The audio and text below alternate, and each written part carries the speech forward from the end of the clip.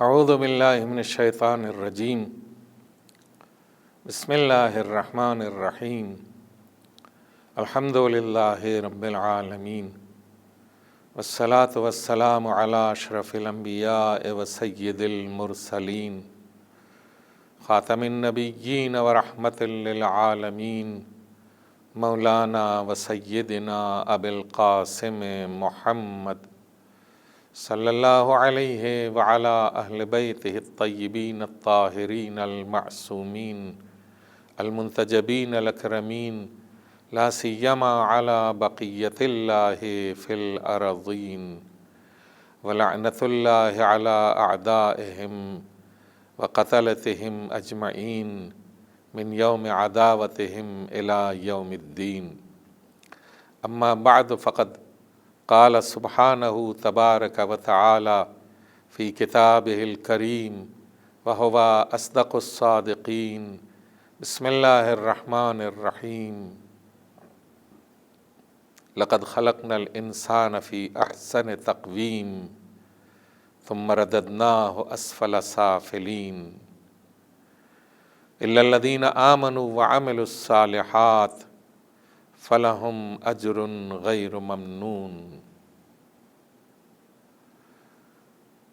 ناظرین گرامی، اس سلسلے کی آخری گفتگو آپ کی خدمت میں اس اعتبار سے شروع کرنا چاہتا ہوں کہ واقعاً پروردگار عالم کا محبوب بندہ انسان ہے، اور نہ صرف پروردگار عالم کو بلکہ پیغمبر اکرم صلی اللہ علیہ وآلہ وسلم کو بھی اس بات کی تکلیف ہوتی ہے کہ انسان اللہ کو چھوڑ کر کسی اور طرف جائے۔ چنانچہ روایات کی روشنی میں پروردگار عالم منتظر رہتا ہے، ہماری پشیمانی کا منتظر رہتا ہے، گناہ کرنے کے بعد ہماری توبہ کا منتظر رہتا ہے، خطائیں کرنے کے بعد خدا کی بارگاہ میں پلٹ آنے کا منتظر رہتا ہے، خدا منتظر رہتا ہے۔ اور یہی حالت پیغمبر اکرم صلی اللہ علیہ وآلہ وسلم کی ہے کہ پیغمبر مشرکین اور بت پرستوں کو دیکھنے کے بعد پریشان اور دل رنجیدہ رہا کرتے تھے کہ یہ کس طرح سے خدا کو چھوڑنے کے بعد گمراہی کی طرف جا رہے ہیں، اور پروردگار عالم اس پیغمبر کو یہ تسکین دے کہ آپ اس قدر ان کے سلسلے میں دل ملول نہ ہوئیے اور اپنے آپ کو پریشان نہ کیجیے۔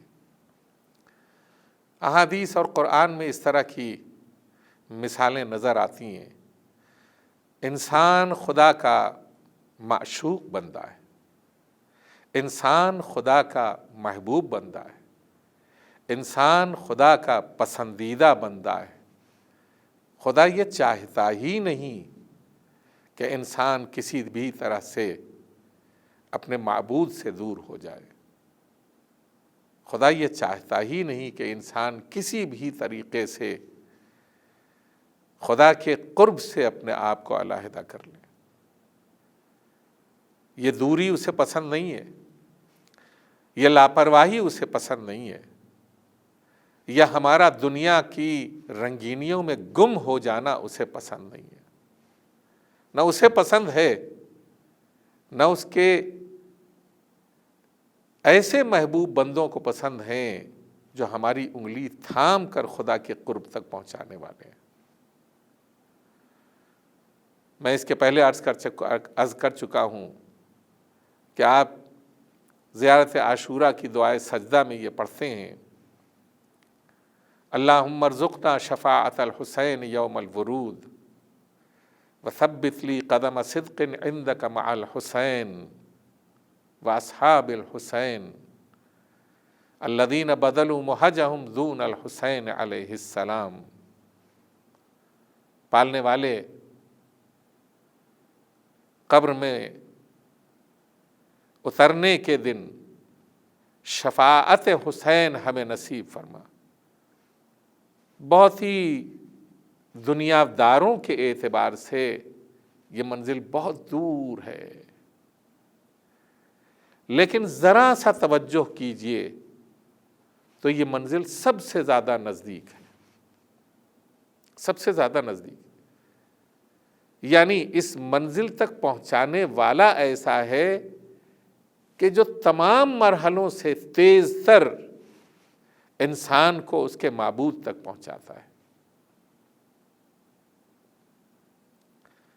آپ نے حدیث سنی ہے، ان الحسین مصباح الہدی و سفینۃ النجات، حسین چراغ ہدایت ہے اور سفینہ نجات ہے، ایسی کشتی ہے جو نجات تک پہنچانے والی ہے۔ چھٹے امام فرماتے ہیں وَكُلُّنَا سُفُنُ النجات، ہم سب کے سب جتنے بھی ہیں ائمہ معصومین علیہم الصلوۃ والسلام، سب نجات کے سفینے ہیں۔ وَلَكِنْ سَفِينَةُ الْحُسَيْن أَوْسَعُ وَأَسْرَعُ، لیکن حسین کا سفینہ وسیع ترین سفینہ ہے کہ جس میں ساری دنیا سمٹ سکتی ہے، اور تیز ترین سفینہ ہے جو ساحل نجات تک پہنچانے والا ہے، حسین کا سفینہ۔ عجیب و غریب شخصیت ہے، عجیب و غریب ذات ہے کہ جسے حسین کہا جاتا ہے۔ خداوند عالم نے ہمیں حسین عطا کیا ہے۔ میں نے عرض کیا کہ ہم 40 کے ایام میں پورے شوق اور ولولے سے جاتے ہیں زیارت امام حسین علیہ الصلوۃ والسلام کے لیے، یہ ایک پہلو ہے اس بات کا، لیکن میں نے اس سے پہلے یہ عرض کیا ہے، کل کی گزارش میں یہ عرض کیا ہے کہ یہ پوری فضا جو نجف سے لے کر کے کربلا تک ہے، ہم سے پوچھا جاتا ہے کہ امام زمانہ کی حکومت کیسی ہوگی، ہم سے پوچھا جاتا ہے کہ امام زمانہ کی حکومت کے حالات کیسے ہوں گے، ہم سے پوچھا جاتا ہے کہ امام زمانہ کی حکومت میں کیا کچھ تو کچھ ہوگی، یا رحم دلی ہوگی، یا مہربانی ہوگی، یا محبت ہوگی۔ اگر تمہیں دیکھنا ہو کہ امام زمانہ کی حکومت کیسی ہوگی تو نجف سے لے کر کے کربلا تک 40 کا سفر کر لو، یہاں جو کچھ تمہیں دکھائی دے گا وہ حکومت امام زمانہ کا نمونہ ہوگا، اور یہی وہ نمونہ حکومت پوری دنیا کے اندر چھانے والی ہے۔ اور خدا کا لاکھ لاکھ شکر ہم ادا کرتے ہیں کہ ہمیں بطفیل سید الشہداء امام حسین علیہ الصلوۃ والسلام 40 سے جوڑ دیا گیا ہے اور 40 سے وصل کر دیا گیا ہے۔ یہ 40 کوئی معمولی زیارت نہیں ہے، یہ کوئی معمولی سفر نہیں ہے۔ میں نے عرض کیا کہ اس میں اٹھنے والا ہر قدم حج مقبولہ کا ثواب رکھتا ہے، اور اس میں جانے والے کس جوش و ولولے سے جاتے ہیں۔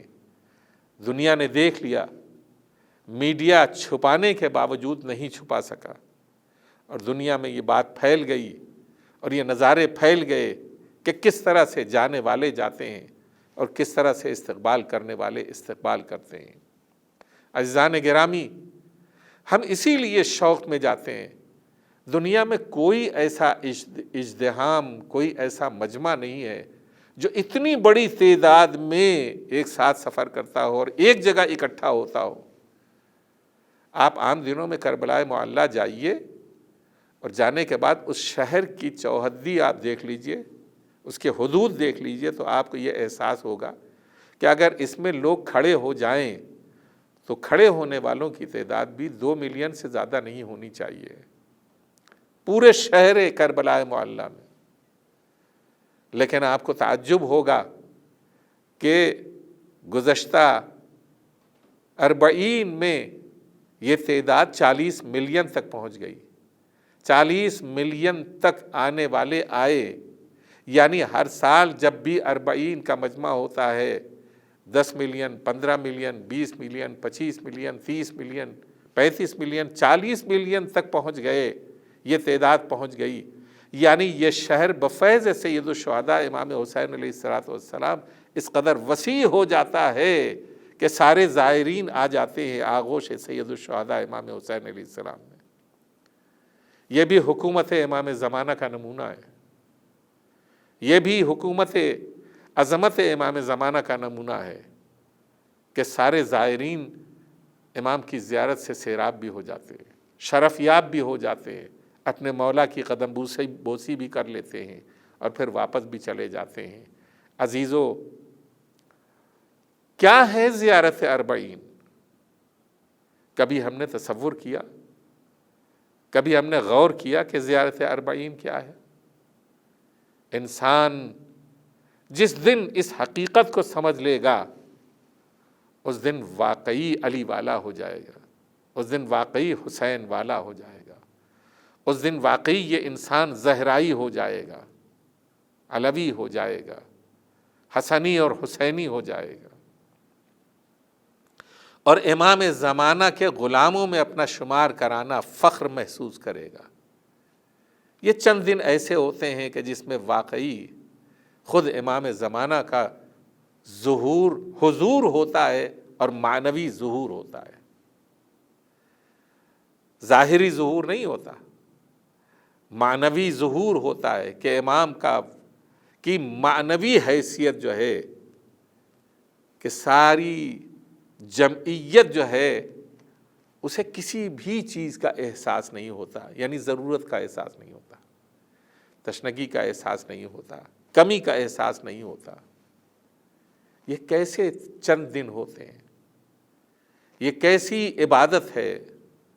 امام حسن عسکری علیہ السلام نے مومن کی علامتوں میں سے جو مومن کی علامتیں گنوائی ہیں اس میں آپ نے ارشاد فرمایا علامات المومن خمس، مومن کی علامتیں 5 ہیں۔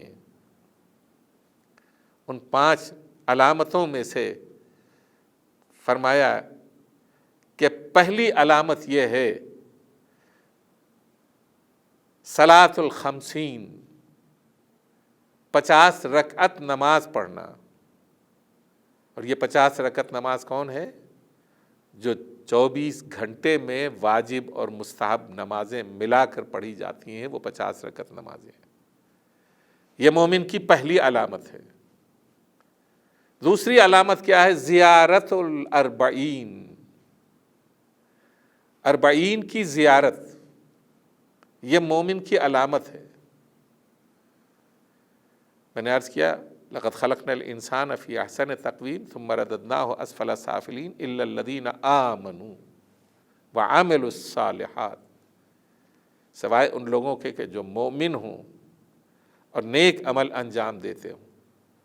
یہ جو مومن ہیں ان کی 5 علامتیں، پہلے یہ کہ 50 رکعت نماز ادا کرنے والے ہوتے ہیں، دوسرے یہ کہ زیارت اربعین کرنے والے ہوتے ہیں۔ اب یہ کہ زیارت اربعین کرنے والے خود جانے والے ہیں یہ بھی اس میں شامل ہیں، اور جو نہیں پہنچنے والے ہیں اور 40 کے دن زیارت اربعین پڑھنے والے ہیں، اہتمام کے ساتھ، طہارت کے ساتھ، پاکیزگی کے ساتھ آسمان کے نیچے کھڑے ہو کر 40 کی زیارت ادا کرتے ہیں، تلاوت کرتے ہیں، پڑھتے ہیں، پروردگار عالم انہیں بھی 40 کے زائروں میں جوڑ دیتا ہے۔ زیارت الاربعین وتختم بالیمین، اور داہنے ہاتھ میں انگشتری پہننے والے ہوتے ہیں، یہ مومن کی علامت۔ وتعفیر الجبین، نہ صرف یہ کہ داہنے ہاتھ میں انگوٹھی پہنتے ہیں بلکہ اپنا سر خاک کے اوپر رکھتے ہیں سجدے کی حالت میں۔ خاک کے اوپر سر رکھنے والے مخصوص افراد ہیں کہ جو دائرہ ایمان میں شامل ہیں۔ دنیا پلاسٹک کے اوپر بھی سجدہ کر لیتی ہے، گھاس کے اوپر بھی سجدہ کر لیتی ہے، قالین کے اوپر بھی سجدہ کر لیتی ہے، پتھر کے اوپر بھی سجدہ کر لیتی ہے، لیکن خاک کے اوپر اپنی جبین رکھنا یہ بہت ہی اہم پہلو ہے، یعنی یہ وہ فضیلت ہے جس کے بہترین عمل کرنے والے امیر المؤمنین علی ابن ابی طالب علیہ السلام ہیں، خاک کے اوپر سجدہ کرنا۔ اور اس کے بعد کیا ہے؟ اس کے بعد والجہر بسم اللہ الرحمن الرحیم۔ یہ جو خاک کے اوپر سجدہ ہے، اس میں ہمیں امام جعفر صادق علیہ السلام نے، ہم پہلے خاک کے اوپر سجدہ کیا کرتے تھے، لیکن امام نے بتایا جس دن سے حسین کا خون کربلا کی خاک میں جذب ہو گیا ہے، یہ کربلا شفا بن گئی ہے، تمہاری نمازوں کے لیے بھی شفا ہے، تمہارے جسموں کے لیے بھی شفا ہے، تمہاری روحوں کے لیے بھی شفا ہے، اور تمہاری انسانیت اور شرافت کے لیے بھی شفا ہے۔ ہر جہت سے یہ خاک شفا ہے۔ جب تم سجدہ کرتے ہو تو جسمانی امراض بھی دور ہوتے ہیں اور روحانی امراض بھی اس سے دور ہوتے ہیں۔ یہ عجیب و غریب چیز ہے، اور بلند آواز سے بسم اللہ الرحمن الرحیم کہنا، یہ سنت، اس کی شروعات امیر المؤمنین علی ابن ابی طالب علیہ السلام سے ہوتی ہے کہ آپ کے گھر سے 1000 رکعت نماز کی آواز آیا کرتی تھی، 1000 تکبیر کی آواز آیا کرتی تھی، اور آپ جب نماز ادا کرتے تھے تو بسم اللہ الرحمن الرحیم آواز سے بالجہر بلند آواز سے کہا کرتے تھے۔ یہ سنت علویہ ہے جو ہمارے لیے معین کی گئی ہے کہ مومن کی علامتوں میں سے ایک علامت یہ بھی ہے کہ ہم بسم اللہ الرحمن الرحیم بلند آواز سے کہیں۔ تو اب ان میں سے جو بنیادی چیز آج کے دن ہے وہ کیا ہے؟ زیارت الاربعین۔ کیوں زیارت اربعین کو اتنی زیادہ اہمیت دی گئی؟ اس لیے کہ یہاں مقصد شرافت انسانیت بیان کیا گیا ہے۔ اس زیارت میں مقصد عظمت انسانیت بیان کیا گیا ہے۔ اس زیارت میں وہ مقصد بیان کیا گیا ہے جو تمام انبیاء کی محنتوں کا مقصد تھا، تمام اولیاء کی محنتوں کا مقصد تھا، تمام اوصیاء کی محنتوں کا مقصد تھا۔ اور وہ کون سا مقصد تھا؟ بندگان الہی کو گمراہی کے اندھیروں سے نکالے اور انہیں اندھیروں سے نکال کر روشنی کی طرف لے جائیں، اور نہ صرف روشنی کی طرف لے جائیں بلکہ خدا سے جوڑ دیں، خدا سے ملا دیں۔ زیارت اربعین کا جو جملہ ہے وہ بہت ہی اہم جملہ ہے جو اس کے اندر ہم پڑھتے ہیں۔ بذل مہجتہ فیک، پالنے والے تیرے بندے حسین نے اپنی جان کی قربانی تیری راہ میں جو دی ہے وہ کس لیے دی ہے؟ لیستنقذ عبادک من الجہالۃ وحیرۃ الضلالہ، تاکہ تیرے بندوں کو جھنجھوڑ کر بیدار کریں گمراہی کی نیند سے اور گمراہی کے خواب سے، اور ضلالت اور جہالت دونوں اعتبار سے ہم جو سو رہے ہیں، دنیا جو سو رہی ہے، گمراہی میں سو رہی ہے اور جہالت میں سو رہی ہے۔ دنیا کی سب سے بڑی بیماری جہالت ہے۔ حسین کی سب سے بڑی کامیابی کی محنت جو ہے وہ جہالت سے انسانیت کو دور کرنا ہے۔ اربعین کی زیارت کا یہ محتم بالشان پہلو ہے کہ جس میں سید الشہداء امام حسین علیہ السلام نے پوری انسانیت کو اندھیروں سے نکالنے کے لیے اور پوری انسانیت کو کی جہالت کو دور کرنے کے لیے اپنی جان کی قربانی دی، اپنے علی اکبر کی قربانی دی، اپنے علی اصغر کے گلے سے تیر حرملہ نکالا، اپنے عباس کے کٹے ہوئے بازو اٹھائے اور اپنے جوان بیٹے کا لاشا اٹھایا، اور اپنے عزیزوں کے لاشیں اٹھا کے گنج شہیدہ میں لائے۔ زیارت کرنے والے جا رہے ہیں، اس قبے کی طرف جا رہے ہیں، اس مرکز کی طرف جا رہے ہیں جو جنت کا ٹکڑا ہے، جو بہشت کا مرکز ہے، جہاں سید شباب اہل الجنہ آرام کر رہا ہے، اور جہاں اس زندگی میں ہمیں یہ شرف دیا جا رہا ہے کہ ہم حسین سے وابستہ ہو جائیں، ہم حسین سے مل جائیں۔ اب یہاں کوئی کتاب تمہیں نہیں پڑھائی جائے گی، اب یہاں تمہیں کوئی سلیبس نہیں بیان کیا جائے گا، اب یہاں تمہیں کچھ ایسے یونیورسٹی کے ٹیچر نہیں ہوں گے جو تمہیں بتائیں گے کہ تمہیں کیا کرنا ہے، تمہیں کیا پڑھنا ہے۔ یہ ایسی درسگاہ ہے، یہ ایسی یونیورسٹی ہے کہ پوری دنیا میں ایسی یونیورسٹی نہیں ہے، اور اس کا استاد ہے حسین ابن علی، اس کا استاد ہے حسین ابن علی، اس کے اساتذہ ہیں شہدائے کربلا۔